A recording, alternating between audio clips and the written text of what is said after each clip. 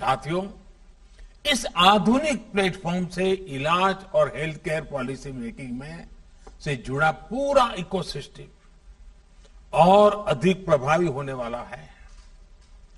Doctor और अस्पताल इस प्लेटफॉर्म का उपयोग अपनी सर्विस को रिमोट हेल्थ सर्विस प्रोवाइड करने में कर पाएंगे।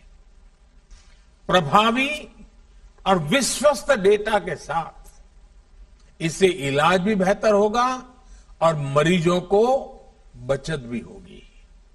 भाइयों और बहनों, देश में स्वास्थ्य सेवाओं को सहज और सुलभ बनाने का जो अभियान आज पूरे देश में शुरू हुआ है, ये 6-7 साल से चल रही सतत प्रक्रिया का एक हिस्सा है।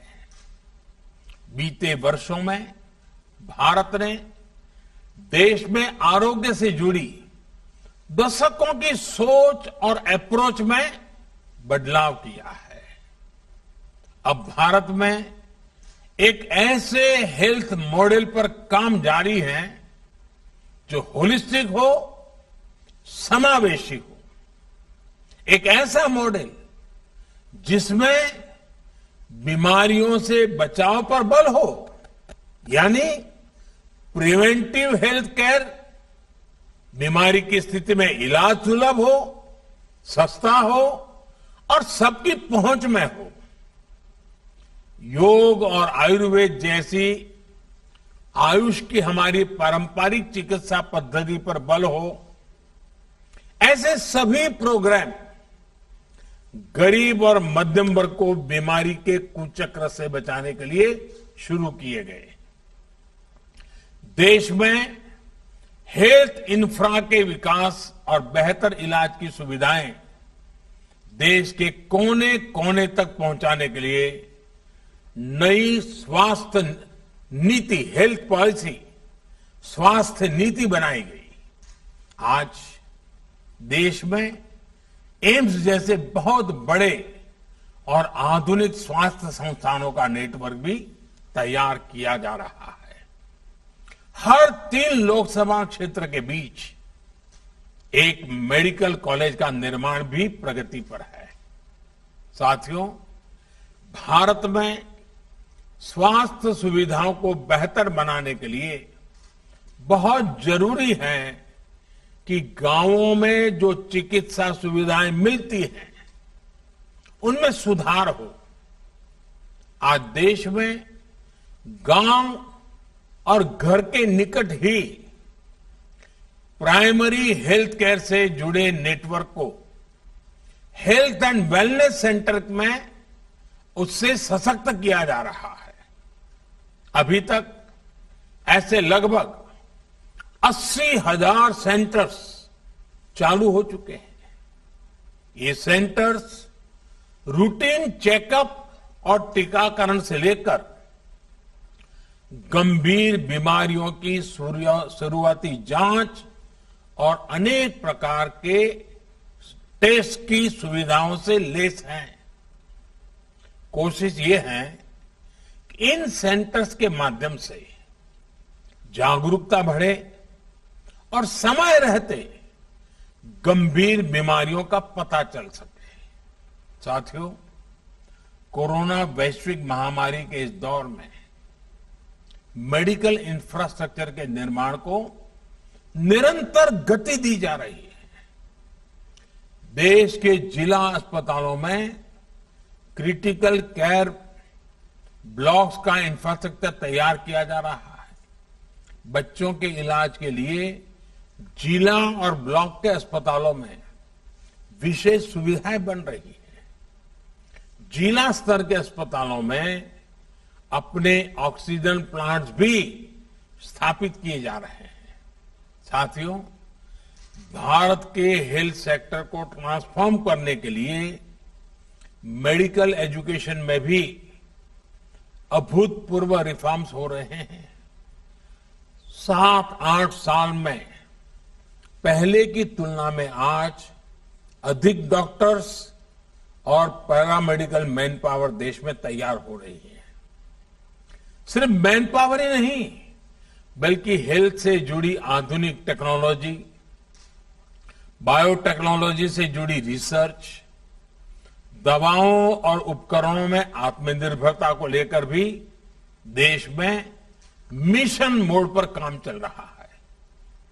कोरोना की वैक्सीन के डेवलपमेंट और मैन्युफैक्चरिंग में भारत ने जिस तरह अपना सामर्थ्य दिखाया है, वो हमें गर्व से भर देता है। स्वास्थ्य उपकरणों और दवाओं के कच्चे माल के लिए पीएलआई स्कीम से भी इस क्षेत्र में आत्मनिर्भर भारत अभियान को बहुत ताकत मिल रही है। साथियों, बेहतर मेडिकल सिस्टम के साथ ही ये भी जरूरी है कि गरीब और मध्यम वर्ग का दवाओं पर कम से कम खर्च हो।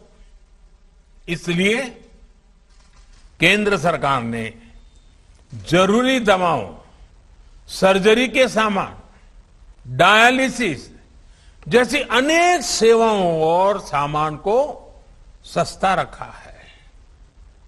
भारत में ही बनने वाली दुनिया की श्रेष्ठ जेनरिक दवाओं को इलाज में ज्यादा से ज्यादा उपयोग में लाने के लिए प्रोत्साहन दिया गया है।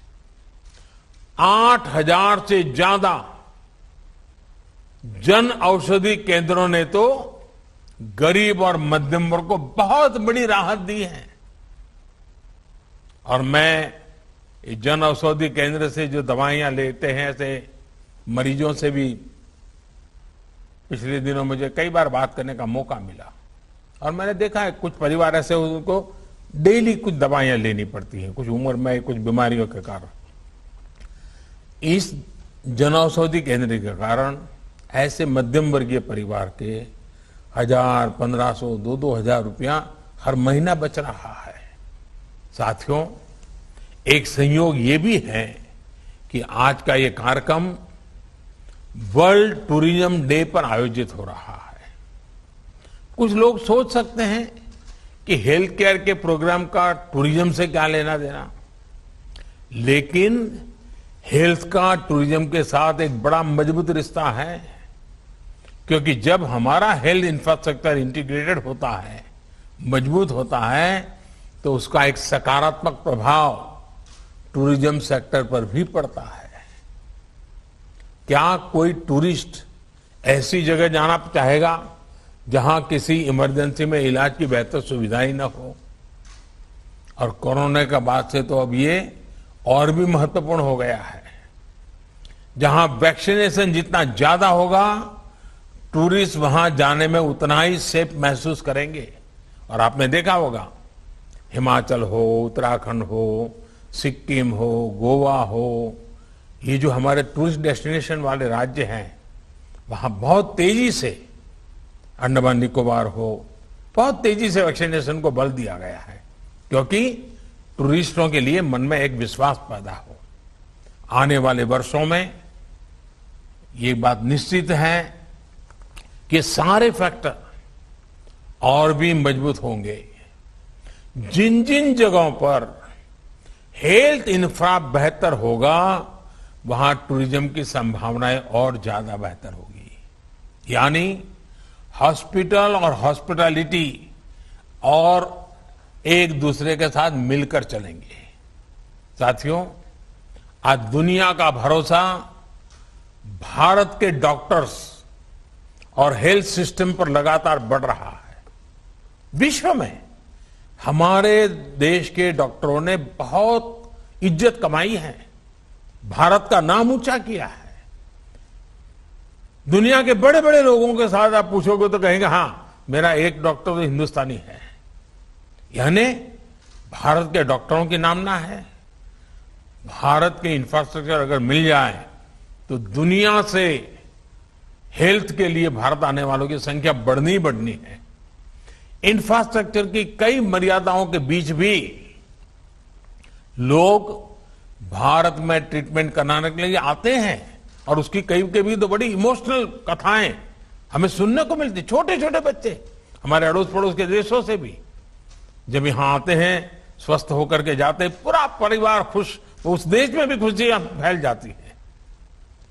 साथियों, हमारे vaccination program, CoWIN technology platform और फार्मा सेक्टर ने हेल्थ सेक्टर में भारत की प्रतिष्ठा को और बढ़ाया है। जब आयुष्मान भारत डिजिटल मिशन द्वारा टेक्नोलॉजी की नई व्यवस्थाएं विकसित होगी तो दुनिया के किसी भी देश के मरीज को भारत के डॉक्टरों से कंसल्ट करने, इलाज करने, अपनी रिपोर्ट उन्हें भेजकर परामर्श लेने में बहुत आसानी हो जाएगी। निश्चित तौर पर इसका प्रभाव हेल्थ टूरिज्म पर भी पड़ेगा। साथियों, स्वस्थ भारत का मार्ग आजादी के अमृत काल में भारत के बड़े संकल्पों को सिद्ध करने में, बड़े सपनों को साकार करने के लिए बहुत जरूरी है। इसके लिए हमें मिलकर अपने प्रयास जारी रखने होंगे। मुझे विश्वास है चिकित्सा क्षेत्र से जुड़े सभी व्यक्ति, हमारे डॉक्टर्स, पैरामेडिक्स, चिकित्सा संस्थान इस नई व्यवस्था को तेजी से आत्मसात करेंगे। एक बार फिर आयुष्मान भारत डिजिटल मिशन के लिए मैं देश को बहुत बहुत शुभकामनाएं देता हूं। बहुत बहुत धन्यवाद। बहुत बहुत साधुवाद। हार्दिक आभार माननीय प्रधानमंत्री जी। और हम माननीय मंत्रीगण और देश भर से हमारे साथ